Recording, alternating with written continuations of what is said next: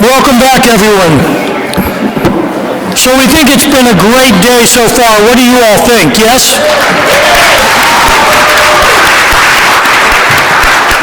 I have to tell you, Mary and I walked around to a lot of these sessions, and they were incredible.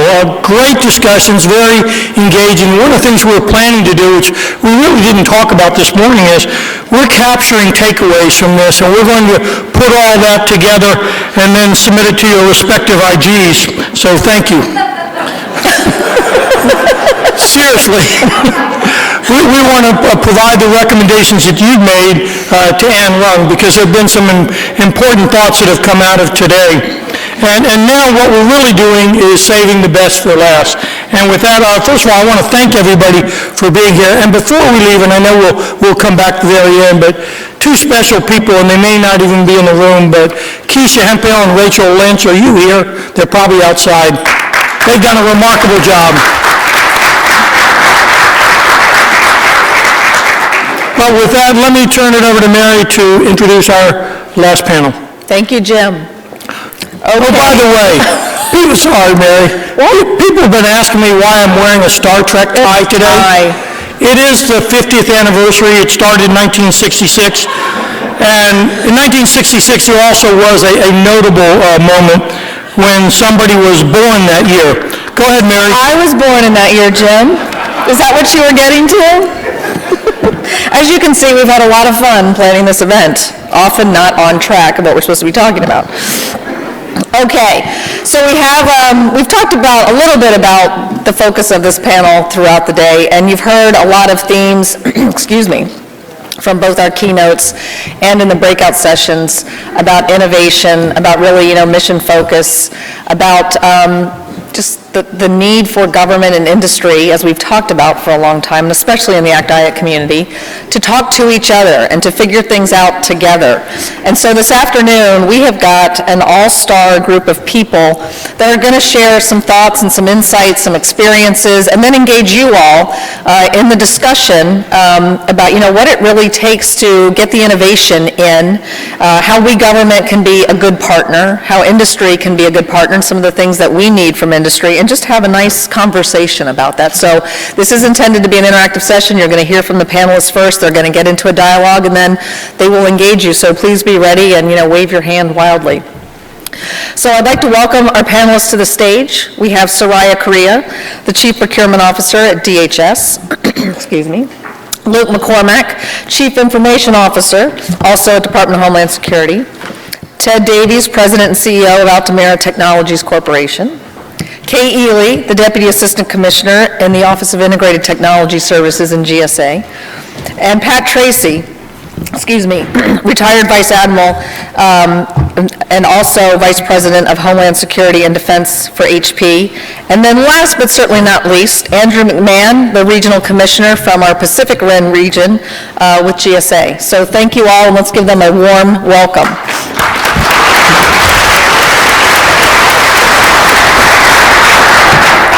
All right, so to kick things off, we're going to hear some opening remarks from each of the panelists, and then they are going to take it away. So I don't know how you guys would like to start. I'll let my colleague Kiz. Well, thank you, Soraya. Good afternoon, everyone, and it's so great to see such an awesome crowd still here this afternoon. We all have different perspectives that we're very anxious to share. As Mary was saying, though, it's been really interesting listening throughout the day of the different themes, and I think we can all tie it together with our panel this afternoon. Claire talked about working with the government can be quite daunting, and I'll talk about that a little bit. Ann Rung talked about what are we doing to keep pace with innovation, and I think that's really important. One of the breakout groups that I was a part of talked about contracting officers and being risk adverse, and how do you manage being adverse to risk and also be innovative at the same time. So maybe we can talk about that a little bit. So it's been a very consistent theme. I did have something I wanted to share with you guys just for a minute. We spent the day talking about innovation as if it's something new, and it's certainly not. I think we still have a lot to do in the innovation arena, but my dad is retired from Small Business Administration about 30 years ago, and I was helping them move out of their home to a retirement home, and I found this old list that I thought you guys would find interesting, and since small business is so near and dear to my heart, I wanted to share it with you. 69 important innovations by U.S. small business firms in the 20th century, and he did this, this list is from the 70s. So things like air conditioning, the aerosol can, the cotton picker, the defibrillator, the heart valve. Now, I know if Greg Giddens was here, I know VA and the heart valve is probably really important to them. The helicopter, a large computer, whatever that means. Oh, overnight delivery. I could tell you a whole other story about FedEx. Personal computer, safety razor, strobe lights, and the zipper. And that's just some. But I think the point is we've had innovation around us for a really long time. And you can certainly have innovation in large businesses as well. One of the conferences, among the sessions we were in, and I think Ken mentioned, was Watson, which is, an IBM innovation. So I just wanted to share a little bit of that. Is something we haven't talked about today is that innovation is not new, but it needs to be constantly encouraged. So within the Schedule 70 world right now, what we're finding is, as I mentioned earlier, Clara said that working with the government can be daunting. So we're looking at some different ways how we can answer that call to be an economic catalyst and to help the vendors in industry that are not as familiar with our very daunting processes. How can we work through those? How can we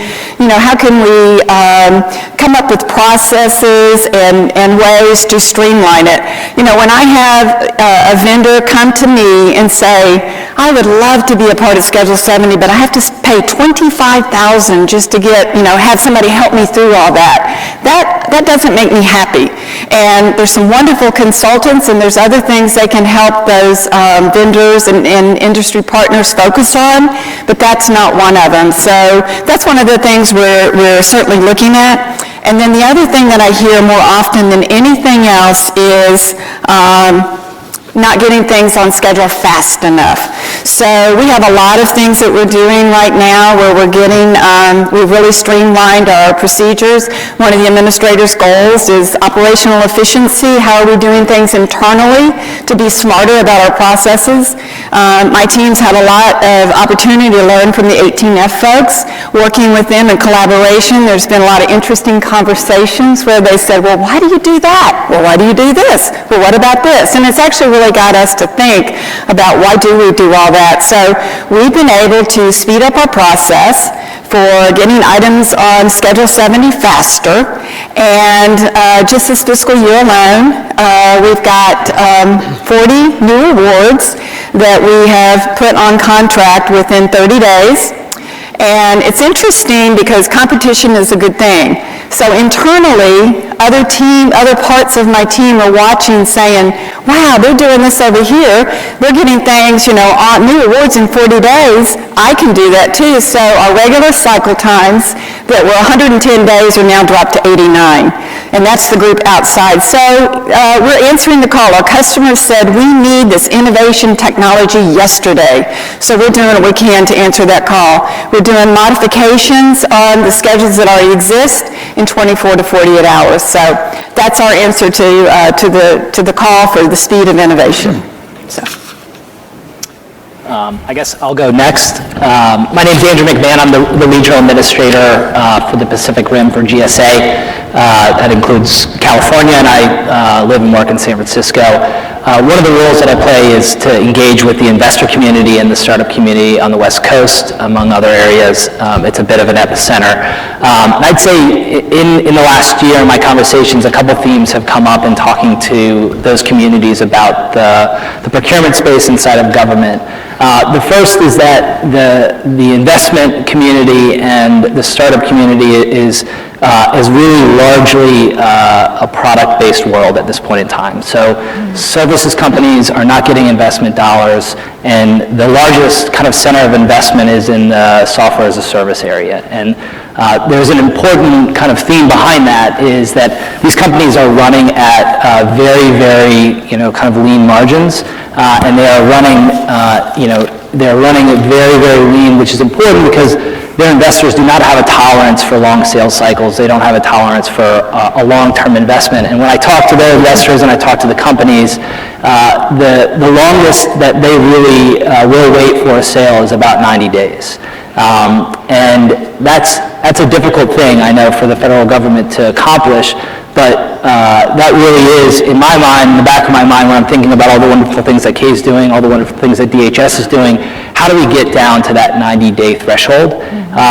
And I think it's important because without that, we won't essentially be encouraging the companies that are building technology for tomorrow to enter our marketplace. And that's a critical thing, both from the transparency of the federal government, the responsiveness of the federal government, and also the cybersecurity of the federal government. The second piece is that the community out on the West Coast really, it's interesting.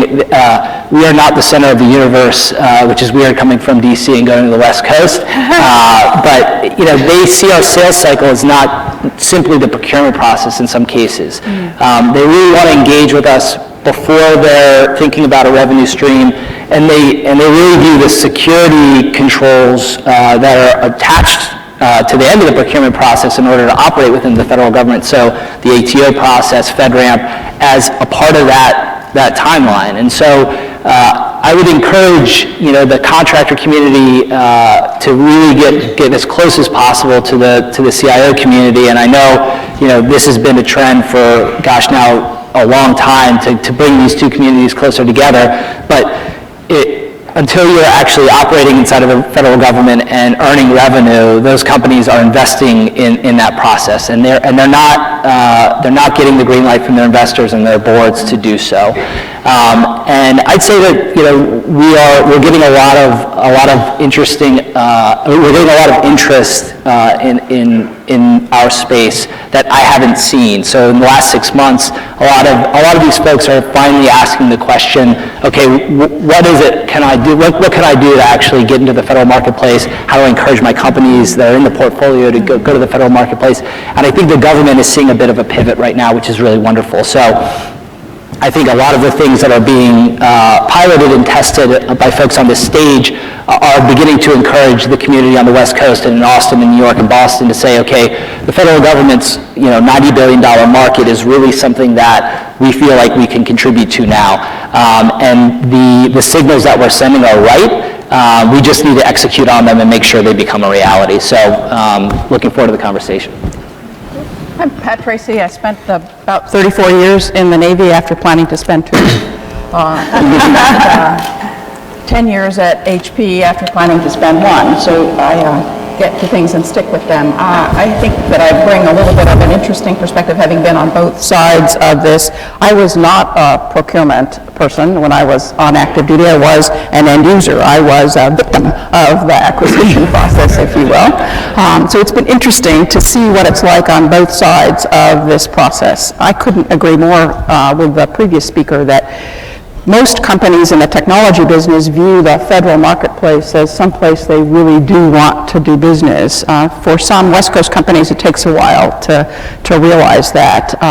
You're a good customer, you're a large market, and if we can solve the problems that the federal government presents, we generally have solutions that our commercial customers will gravitate to. So it's an important place for companies to do business.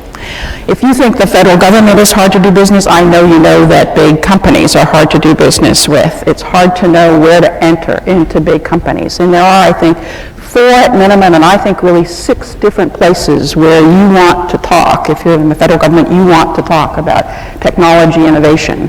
One is the people who have already implemented solutions in the federal government so that you don't spend twice for the same kind of technology evolution.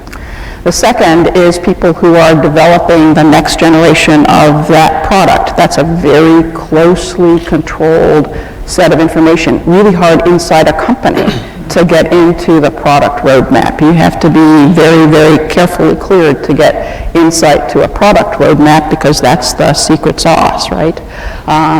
third group of people are people in a company like mine. We do our own R&D, and so we do have people who are doing equivalent of 6.2, 6.3 kinds of innovation all the time, and much of what they do will never be productized by our company. It'll be sold off to someone else. And many of the things that are in those labs are things that have direct relevance for things that the federal government could actually use. Hard to get into that place as well.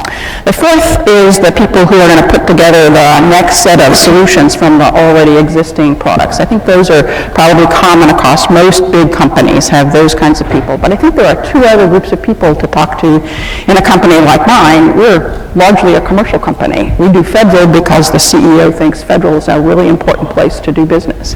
Our commercial customers, in many cases, have a lot more freedom to shed legacy ways of doing things, to shed legacy infrastructures, to move into new technologies, and it's worthwhile to talk to us and to our commercial customers about what innovations they've been able to make, and those are access the federal government typically has, but you may not have the same insights that the companies do about how that company transformed.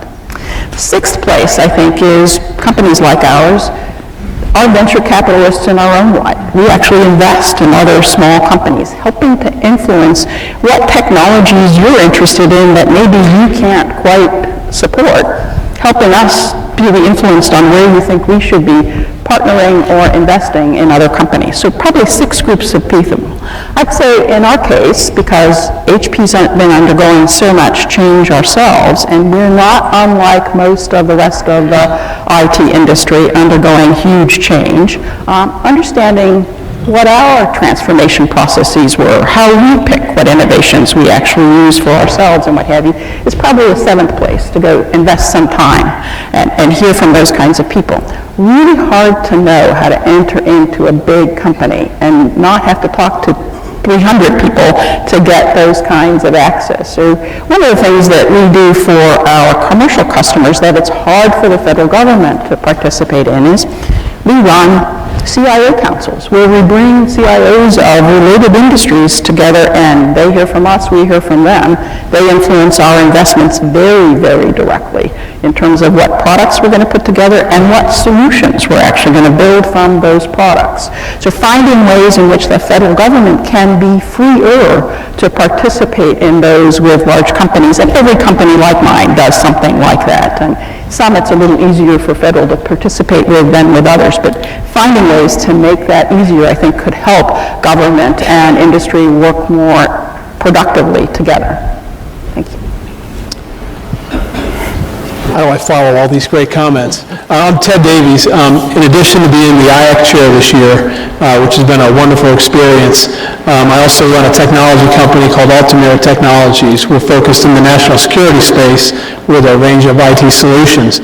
In my career, I've run large divisions of large global IT companies that provide services to Washington, and then I've run small businesses as well. So what I thought I'd just touch on briefly before I pass the baton is kind of the environment that fosters innovation and bringing new ideas in, and a little bit about how a larger company might view it and a smaller company might view it, because I think there's some big differences, particularly when you start thinking about smaller ones like Andrew deals with every day, but even small businesses in our community here locally.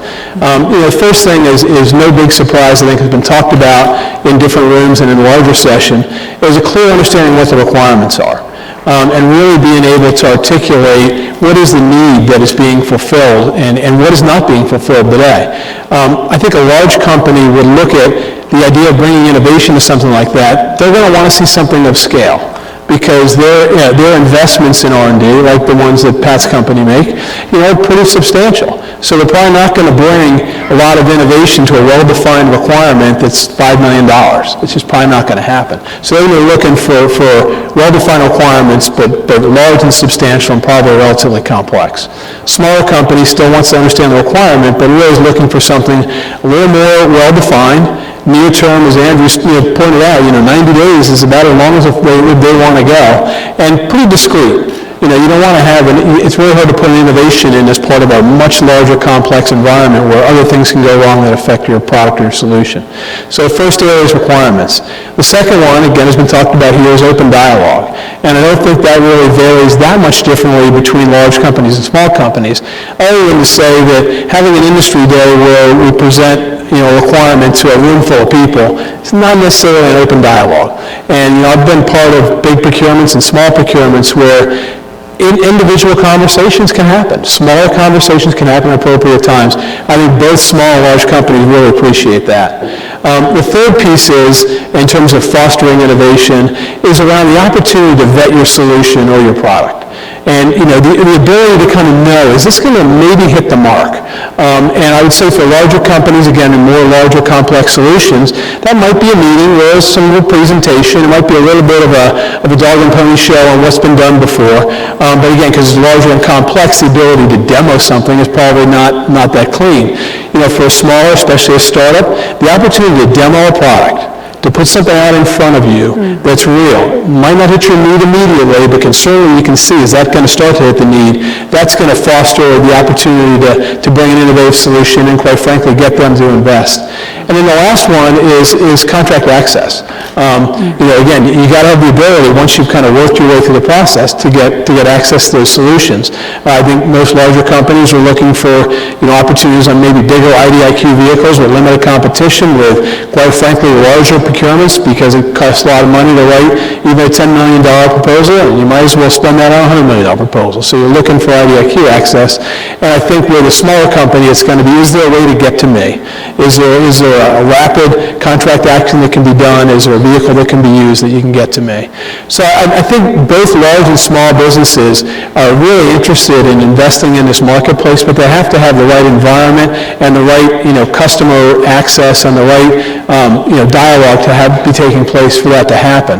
And the last thing I'd say about it is that there's a lot of signaling that everybody looks for in the industry. And whether you know it or not, procurement folks in the room, you signal throughout the process how open you are to a new solution. I sat in on a couple of the breakout sessions, and I could almost pick out in the discussions, people's willingness to tolerate something new. And so if you want something new, you have to really signal that, not only in the way you set the process up, but quite frankly, in all of your interactions and your body language. And if some requirements are going to really demand and desire innovation, that should be transmitted, and others are probably more status quo because there's just too much risk, and that can be transmitted as well.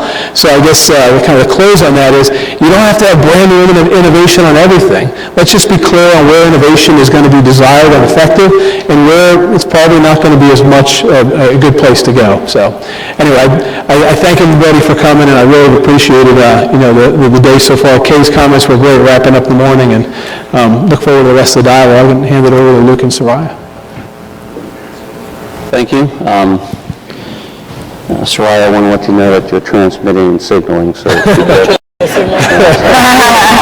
Okay, so first I want to say thank you to everyone that helps us do what we do every day, not just us here at Homeland, but us across the federal community. And we all woke up to the realities of the real world that we're living in, whether it's in this country or somewhere else. So I want to acknowledge that.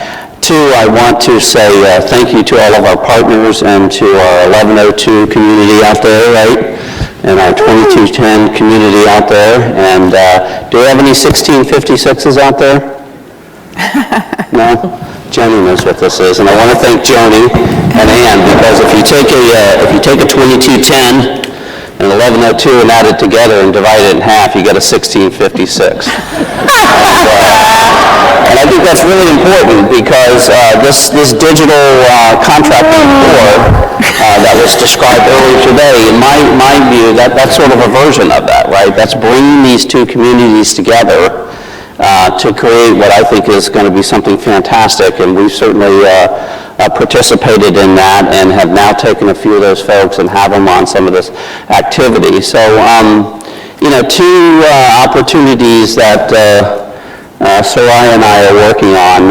One is, how do you sort of recreate the way you're getting access to goods and services, cloud technologies, some of these important services that we're looking at. How do you shrink that capability down and have sort of this open market, this constellation of goods and services that we can get immediate access to at a fair, reasonable price, securely and quickly, so that we can, put product on the ground and do what we do at Department of Homeland Security. So Soraya, I'm sure, is going to describe that. The other one is sort of, how do you innovate, further innovation and access to innovation? And this is really where, things like, we took a trip out to Silicon Valley not long ago, the CTO, myself, Soraya, some other folks from her staff and my staff, and met with a lot of different folks out there. We met with the VC community themselves, without any sort of vendors in the room, any companies, just talked to the VCs, and we talked to a lot of the vendors. An interesting dynamic there when we were talking to the vendors and having sort of a session like this with Soraya and myself, our science and technology folks, and these are folks that are at various cycles in their companies. These are people at first round, second round, some accelerators. And normally you come off the stage and they'd be, crawling all over the CIO. What can we do for you? What do we need? Yeah, I had like 2 of them there. And there were 14 standing in line to want to talk to Soraya. And what you find is what Andrew was talking about, is they're trying to understand how to get access to this market, right? And what we also understand is they are very deeply ingrained and focused and excited about the products that they have. And we also find that all of them are a patriot and they want to help this country, but they need to understand how to do that. And these 90-day cycles that Andrew talked about and others are things that we appreciate and understand. We're not interested in Petri dish, at least I'm not, right? That's what our science and technology organization does.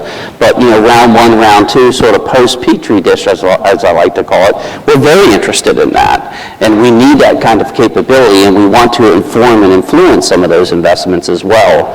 And so that's some of the discussion that we're having right now about how to get access to that quickly. And Soraya and her team are giving us capabilities on how to bring that in through sort of non-traditional ways. And so I'll throw that over to Soraya and let her explain some of that as far as how to access that community. Well, great. Well, thank you, Luke, and thank you to this distinguished panel. They brought up some great points, and I'm going to try to kind of bring them all together through talking about some of the things that I've been doing at DHS since I came back to be the Chief Procurement Officer in January of last year. Because I've been both on the program side and on the procurement side, I certainly understand the pain of the lengthy procurements and why sometimes our community can be somewhat risk averse. And so I came with one goal in mind, and that is to break that dynamic.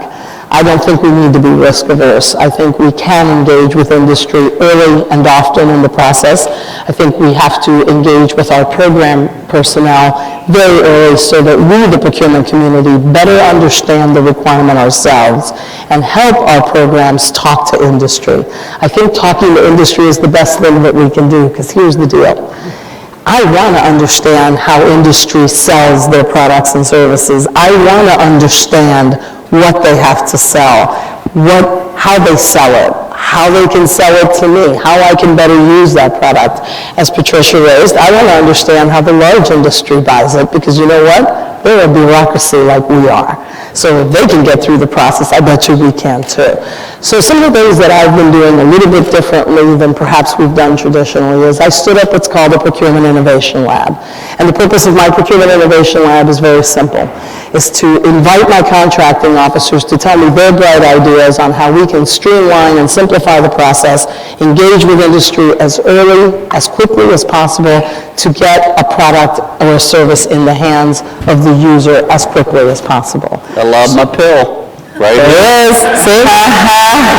And you can see that I've also done another thing. I've engaged my program office to be a part of my pill. But the idea behind the Procurement Innovation Lab is it's not really innovations. It's really making use of the authorities we already have, just using them a little bit more cleverly, a little bit more focused on achieving the end goal, which is let's get the product faster, better, cheaper, in the hands of the user. Because at the end of the day, this is all about delivering on the mission that we serve, and ours is a vital mission.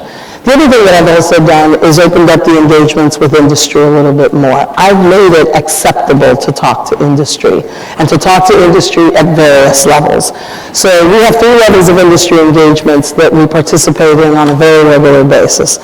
We have what I call the major industry engagements that are very strategic level, where the secretary, the deputy secretary will come out and talk about the goals and objectives of our agency, where we're trying to go, what we're trying to achieve.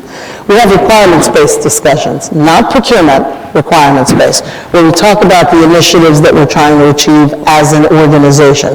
So our biometrics program, or perhaps our Southwest Border Initiative. So we're focusing on a particular area, targeting to hear from industry some of the ideas that they have on how we can address those requirements. And then the third, and I consider to be very important ones, are learning events.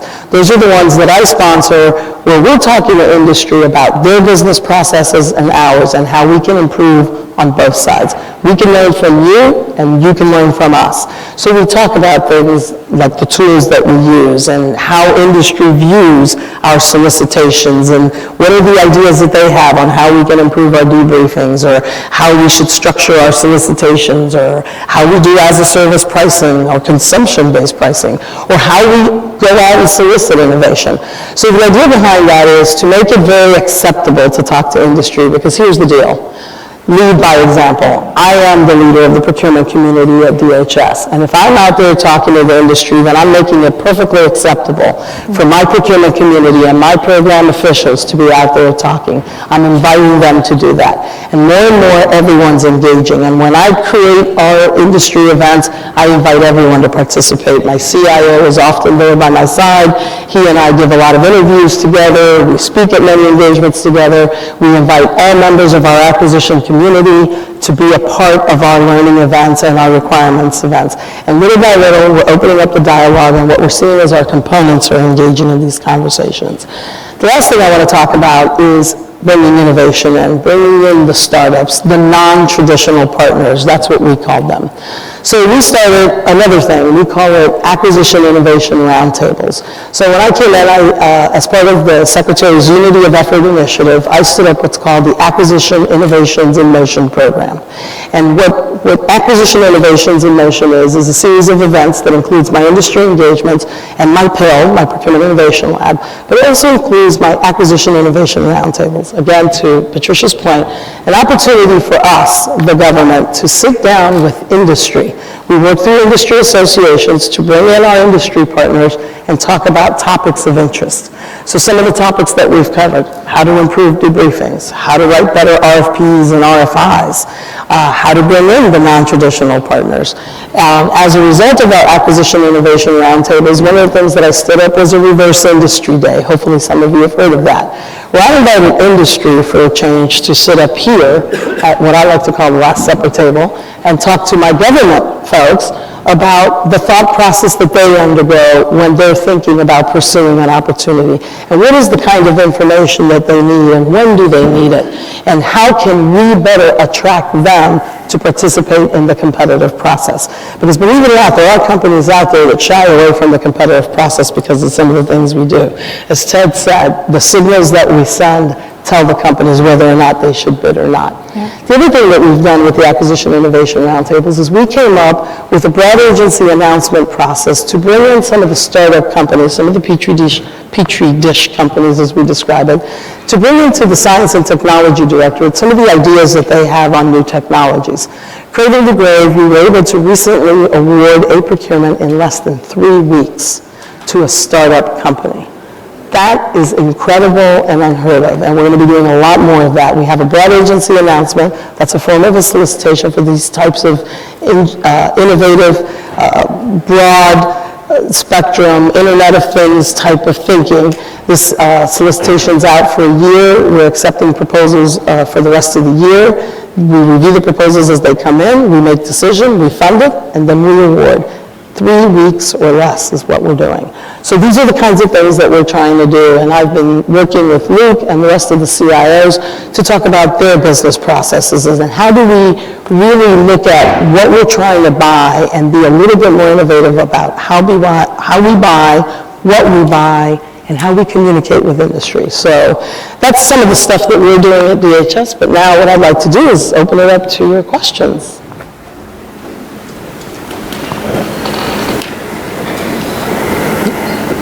Got one up here. Hello. My question is, you mentioned about the BAAs and using that to leverage newer technologies.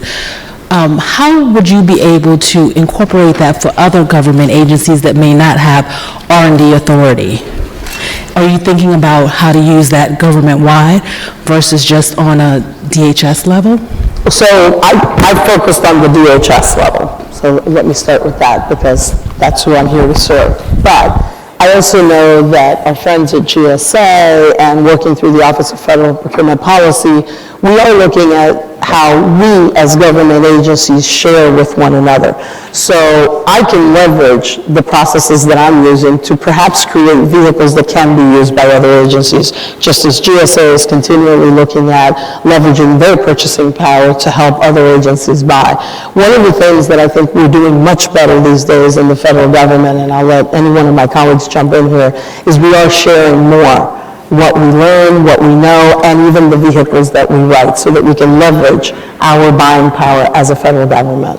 Anybody want to? So I'll say one way, so the team that is leading the broad agency announcements for DHS is Doug Mullen's team, right? And Science and Technology. Yeah, Science and Technology at DHS.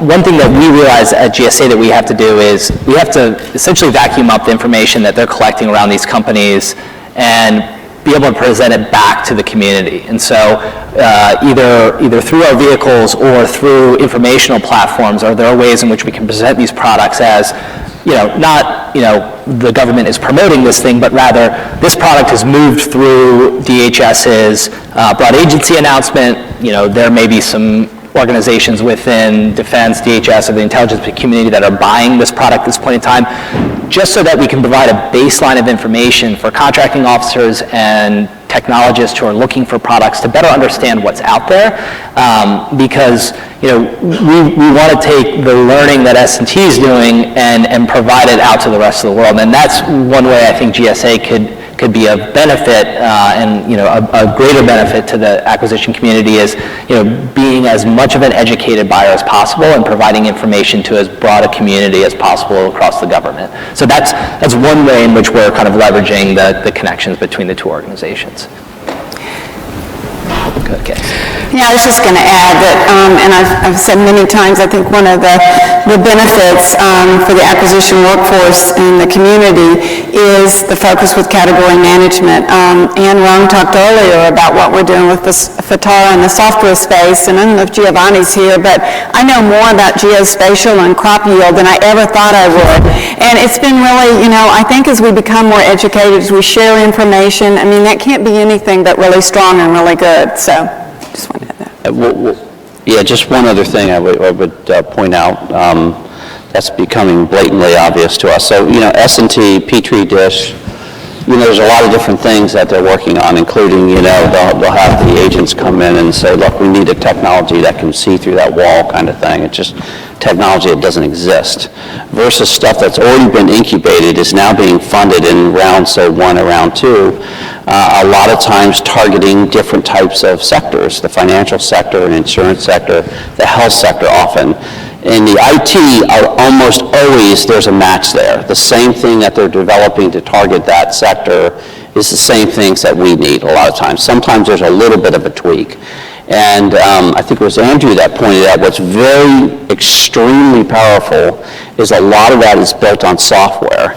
And because it's built on software and because of the cloud and some of these technologies that are out there now, you can buy that in a bite-sized piece at a fraction of the cost and immediately start prototyping that and figuring out if that's going to meet your need, your specific agency's need. And that's extremely powerful. And that is something that is not a unique R&D type thing. It doesn't take, a special type of acquisition to do that. It's just sort of it's almost a micro purchase, if you will, and I'm getting out of my league here, but I think you know what I mean there, that kind of capability when we did I think it was the reverse industry day, and we got up there, I kissed the FAR. And I promised myself I wasn't going to do that here, but I would acknowledge that. And, while there's 1,000, plus pages in there of regulations, et cetera, I see 1,000 pages of opportunity there. And some of that access to that technology, again, at that micro level is extremely powerful. You couldn't do that 10 years ago. You can do that in spades, and probably 75% of the companies we talk to are delivering in that type of manner, and I think that's very important to understand.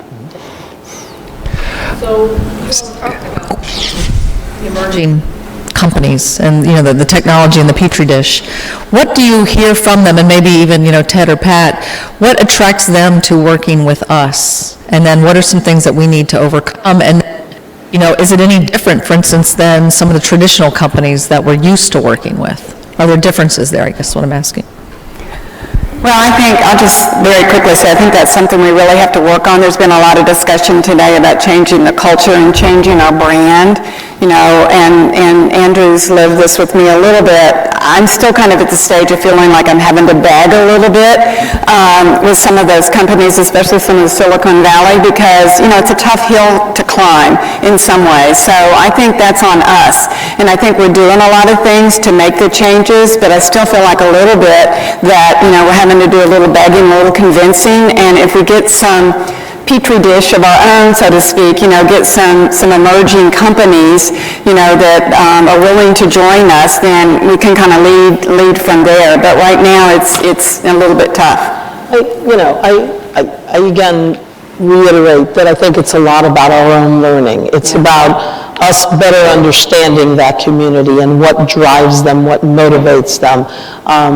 Andrew raised a really good point, and what I understand from these companies is they're not sitting there with a ton of money waiting for a solicitation to come out and then willing to invest thousands of dollars to write a proposal to then wait several months for somebody to evaluate. Did I just describe the procurement process or what? That's not what this is about. This is about, here, I've got this thing that I started, take a look at it, and if you really like this and this is good and you throw some money at it, I can expand on this, right?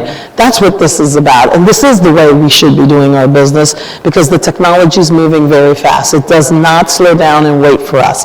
And if we continue our traditional approaches, then we're always going to be behind the power curve. And I would say that our government, the government that I've served for 35 years, deserves nothing but the very best. It should be ahead of everybody else. And so it's about educating our workforce. It's about changing the way we think. It is about learning to take risks. And I throw that one on the table every time, because I think that's our single biggest weakness, is that we've become very risk averse, because we do have a lot of overseers that ask a lot of questions. We can't be afraid to answer the questions. We can't be afraid to take chances. That's, I think, our single biggest. Just to get to Mary's question from the industry side, what's attractive about this? There's a lot of things that are attractive about it. The first thing is the mission. Just about everybody I've ever worked with on the industry side, and quite frankly the government folks, and no matter what agency you're working with, people are passionate about the mission. And I think Luke and Dan, we brought up around the Silicon Valley folks. People want to advance government, and that's one of the exciting things about ACT-IAC. We're all here today around that. But certainly, for industry, it's very exciting to work the missions, the diversity of missions that are here. The second thing I would say is very attractive about it is really can be summed up in one word, and that's leverageability. Pretty much, if you can bring something new into one part of government, chances are another part of government needs it as well. So, it's a big market, and if you can really crack the nut and find something that can really help advance it somewhere, you can really move that across into a larger market where there is quite a big need. So those are kind of two observations I make there. If I could reinforce that, one of the things that DHS does very well is taking members of industry to the front line, letting them actually see the mission, engaging directly with people who are doing really, really hard things and doing them really well, gets people really excited. In my company, we rotate people out of the commercial business into the federal business, and they fall in love with the mission in the first 6 months on the job. It's hard not to be excited about what you could do, and it's not government they're trying to advance, it's the mission of the agencies that they just get really excited about. And I think small companies in particular, targeting that kind of exposure for them to what is it that's out here that is really problematic. A challenge is that often what the person at the pointy end knows they need is not getting translated into what it is the agency in Washington is buying, and you will frustrate those little companies when that kind of harmonic dissonance occurs, and it occurs everywhere. So trying to close that gap, and it goes to the, if I can turn this faster, I can actually keep the connection between what the problem was that I saw and the solution is that I'm trying to bring to bear. I'd say as well, obviously the mission, and we find this both in hiring technologists now and getting companies to come work for the government, the mission is the most attractive thing. It's the thing that we, beat every other industry out on. The second thing is also, a lot of the entrepreneurs are really interested in disrupting industries. So they want to unbundle an industry, they want to see their product become, a Netflix or an Uber type transformation, capital T, and they see government as as almost like the most difficult industry to disrupt, and that's a challenge that a lot of them want to take on. Companies like a Palantir, for example, that's doing extremely well right now and is definitely still a startup. They are looked at in a very different light than most other startups. They have succeeded in a different way. I'd say the things that are really difficult for them to accept. So us, the government, managing risk through requirements and trying to build, all of our needs and all of our worries about what this thing could be is a big turnoff for companies. It's death by 1,000 cuts to many product companies, and we need to begin to accept the idea that the 75% solution, the 80% solution is probably good enough, and we will iterate on that and make it better. I'd also say the more that we can break things down into smaller chunks, the better it is for these product companies.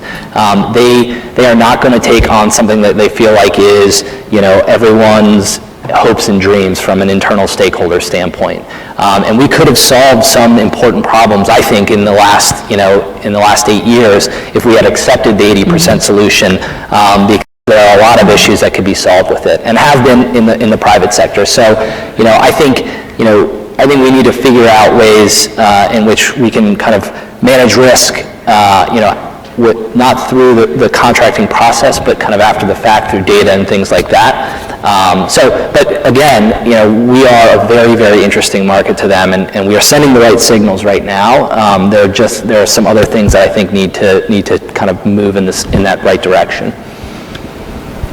So, question about cybersecurity. The FY17 budget includes $19 billion requests to improve cybersecurity. The Homeland Security Agency Department obviously is integral to that.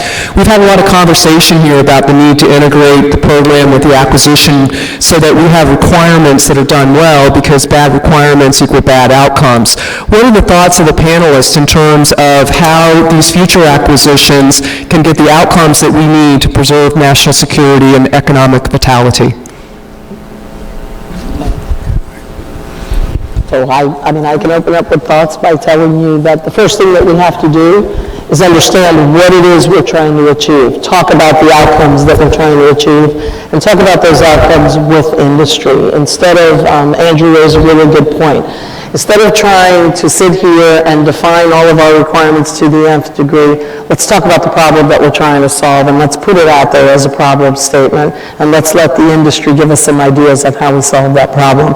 So I think that's the first step. It's about having that kind of a dialogue and not trying to write a 500-page solicitation as if we know the answer up front, because we really don't. That I think is the very first step. So I hope that answers your question. Yeah, I would just add a couple things. One is in this particular area, which is very fast-moving, is to structure flexibility in what we're doing there. We are working very closely, for those that may not understand how the Department of Homeland Security works, because sometimes people get confused about that. We kind of break it down into something simple. We call it Big C and Little C. So Big C is MPPD and what they're doing in the major programs to protect the civilian.gov space and the private sector, different aspects of the private sector. I'm what they call Little C, and that is as an agency. To MPPD, I look like another agency, so to speak. I look like DOJ, state, etc. The difference there is that we are an early adopter of that technology. So whatever programs they're rolling out, we adopt those and prototype those early on and shake them down internally and give them feedback. And some of the feedback that we've been talking about is the capability to adopt quicker and implement things in a lot more of call it a modular fashion, et cetera, but also the acquisition part of that. The pill that Soraya described earlier, I think the very first project they ran through that process was some technology that was trying to be acquired for MPPD that we in turn then adopted early. So I think the ability to be flexible, to break it down into smaller pieces and recognize that, again, 80% is good enough, because particularly in this area that technology is moving so quickly, we need to be flexible so that we can take advantage of the emerging technologies and do that from an acquisition structure standpoint so that we're not penalized as we move forward into adopting some of those capabilities. I think Tony laid it out. Tony Scott, the federal CIO, laid it out really well. It's a human capital challenge, the cybersecurity challenge, and it's a legacy technology problem. And so, we have a lot of cybersecurity experts in the federal government. The problem is our development operations structure at this point in time puts those individuals who have a very in-demand skill set on essentially running paper-based compliance, which is a bad way to run compliance and risk management, in my opinion. We need to figure out a way to put our cybersecurity experts on more high-value things across our agencies and hire more cybersecurity experts into the federal government, frankly. On the legacy technology side, managing older software, older hardware, older platforms is a risk. And I think everyone in the room knows that there aren't a lot of capital models out there that are kind of investing in your technology on an annual basis that allows you to modernize frequently and at the schedule that private sector companies do. One of the things that's been pushed into the budget is a $3.1 billion modernization fund that, it's I think, an attempt at solving that problem. But the more that you as the contractor community or the CIO community can begin to solve that legacy technology problem, I think the lower the risk surface. At GSA, we are, very much approaching it as kind of as many people keeping their eye out for things that don't look right as possible. And that's the hygiene side, what your employees have to do, but it is, priority number one for, I know, DHS and definitely for GSA as well. And it's going to be kind of all hands on deck for a good while, because bad actors are really moving very, very quickly in terms of the things that they can bring to bear on both private and public sector. Yeah, I certainly agree with all the comments, and So I had talked about, what is the problem you're trying to solve, and we could have a whole nother hour probably at this panel to talk about performance-based acquisition, but I think that's something we need to think about, and really innovation and performance-based really kind of go hand in hand. What does success look like? What is the problem you're trying to solve? What are your objectives, rather than, we talked about the, 2,000-page, statement of work as opposed to statement of objectives. But I think the other thing, having been at many different agencies across the federal government and spending time in the private sector myself, we're going to have to do better at communicating what our problem is. We are so, kind of talk about risk adverse, we're so used to kind of whispering and not talking about the problem we have at our agency that we're trying to solve. We have a tremendous amount of talent between industry and government working together if we can just absolutely identify kind of publicly rather than hiding. And we don't always share amongst agencies. I've been at several different agencies that all are trying to solve sort of how you deliver benefits, and it's, we're doing it in our stovepipe. So I think that's the other piece, is identifying what exactly the objective is, and then also, kind of sharing collaboratively. Well, and Ted raised a point earlier that I failed to highlight that I do want to emphasize. We can have one-on-one discussions with industry. That philosophy that, no, you got to tell everybody everything at the same time, that's not really true. You can have one-on-one discussions, and that it becomes very important when you're trying to drive innovation, because that's when the innovation is going to come out. I already got it. Industry is not going to sit in a room full of people and tell you all their bright ideas, but you got to know how to do that. You got to know how to structure that, and we got to invite our contracting officers and our program managers to do a little bit more of that, because that's what's going to drive the solutions and the right levels of innovation. I think it's also in the case of services contracting, is writing contracts recognizing that the problem that exists on the day you sign the contract is not going to be the same problem a year from now. So writing in the flexibility to morph the services to match the need. Yes, I agree. Well, and also writing shorter contracts. We try to write these contracts that are like 5 years long, as God knows we don't want to go through the lengthy process. But the reality is we need to shorten the process so that we're hopefully making them in the more bite-sized chunks, bringing in that competition and making it far more flexible and easier for us to adjust and change course as we go. Long question. A long one? Yes. How long? You must have No, it's my turn.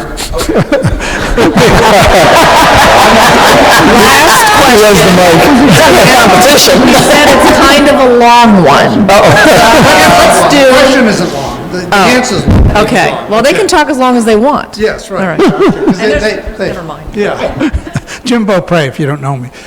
So let's get down where the rubber meets the road. And I'm a program manager at a federal agency, and Luke and Andrew have both alluded to it. One of the things that's going on in development in the government today is everything's about agile. So you talked about breaking projects down into small pieces. Innovation and agile go along because it's all about 2 or 3 week scums that fail and you move on. Scrums.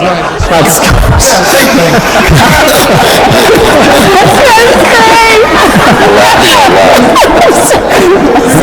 Keep going, you're on a roll. So what advice would you give that program manager who's running an agile project, says, hey, here's an innovation I can quickly put in here if I can get it done and find out if it works or not? What advice would you give that person? How do they get it done? Yeah, I mean, it goes back to what we were talking about earlier. I mean, I'll just describe sort of where we're going. We recognize that as an issue, right? So you bring up a very good point, because as you're moving through this process, there are various pieces of technology that you want to kind of bring in and out. And chances are, if you're doing agile and you're doing your scrum or scum or whatever you want to call it,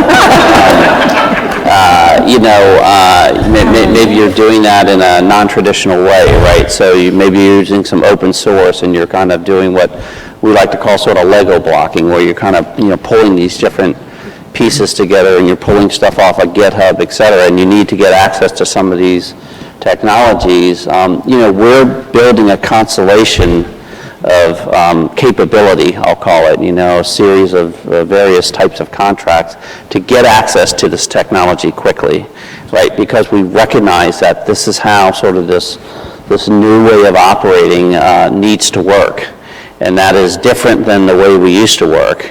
And so, for us, what we're doing, again, that's what our open market strategy is about, is, again, a constellation of goods and services that we can get, that a product manager can get immediate access to, that has been sort of pre-provisioned, if you will, so they can pick and choose. And there's built-in competition, I'll just say that as well, so that where we're not sort of, wired into one capability, there's more than one, and we'll let sort of the market forces work through that. So that's where I would suggest that you partner very closely with your acquisition professionals and let them understand what that need is. We've had some deep, very thorough conversations around the structure, recognizing that this is where we need to go, and thankfully Soraya and crew have helped us sort of think through that, and I thank her for that, so that we can work through this capability and have that accessible.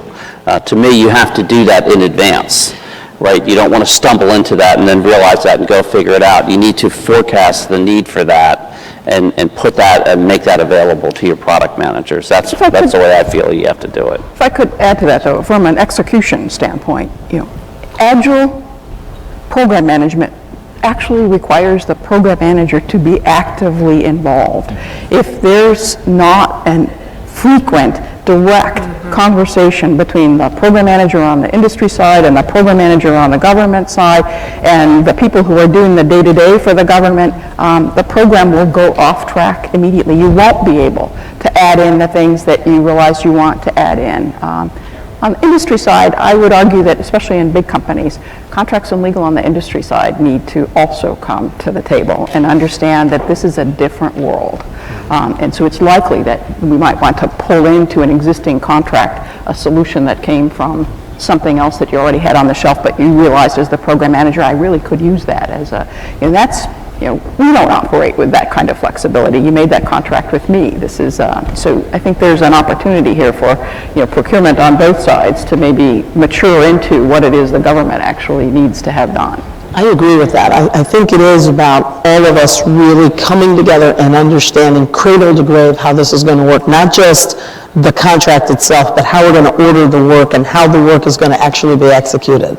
Because if we don't understand it, it's going to fall apart. All of us have to be on the same page. And that's, I think, why we're starting to achieve some success on our programs. We're seeing a better understanding between our contracting officers and our IT folks on what it is that we need to do to get these agile programs off the ground, because we have had some success with some of our projects. It's a bit of a product focus as well. So the release is important, when you're running an agile team, and a program. When I think about a program, and I think this is one thing that the government, we focus on programs so much. Programs live in perpetuity. They support the people and the mission behind the thing. What you're really trying to do is deliver a product for the end user when it comes to really building technology in an agile way, and that I'd say should be a focus of both the product owner on the inside and whoever's helping from the external. I'd say that it definitely has to incorporate contracting, legal, and the technology parts of your organization.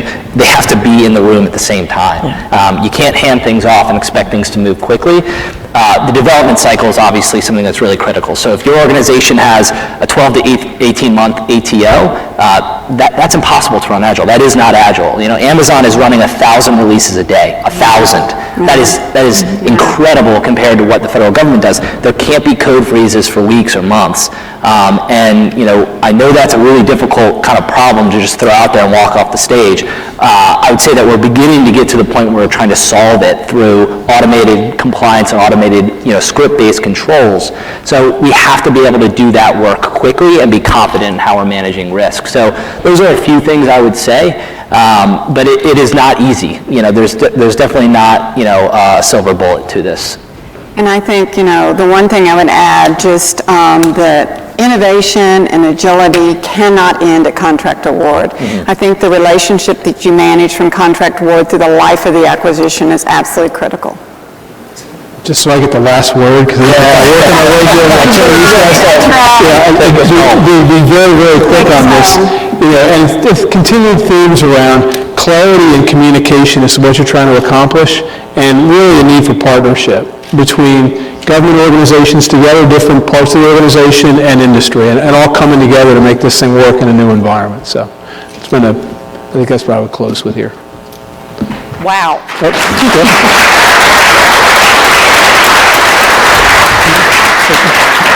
Soraya, Luke, Ted, Pat, Andrew, Kay, thank you so much.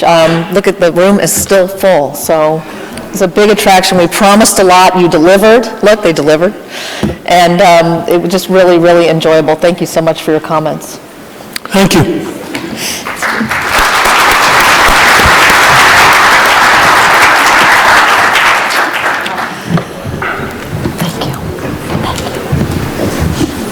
So that brings us to the end, almost. Out in the lobby area there, as you walked in, I'm sure you saw some food, drinks set up. It's time for some networking to share with each other. And we just can't thank you all enough for being here. It was another wonderful event. I always love being part of this event, and I had a lot of fun this year working with that guy. If you have not seen his tweets, Jim Williams VA is his Twitter handle. You've never seen anything quite like it. He just learned to tweet for this event, and it's interesting. So you should definitely take a look for just entertainment value, if nothing else. He's going to become the permanent tweeter for ACT-IAC, I believe. Well, Mary has said I've become a full-scale nitwit. I will tell you, it has been just too much fun work with Mary, but I really want to say thank you to the planning committee, to Keisha, Rachel, all the people who worked to put this day together. I went around to, I think, all the sessions, and I will tell you, they were just incredible. The dialogue, the collaboration, the good ideas that I heard. So I think it's been an incredible day, and just want to say thanks, Mary. It's been just wonderful. Thank you, Jim, and thank you again to the sponsors, and thank you all for being here and participating, everybody that participated in panels, everybody that contributed an idea. That's what this is all about, and we will certainly continue that and see you at Management of Change in a couple months. Thank you. Thank you.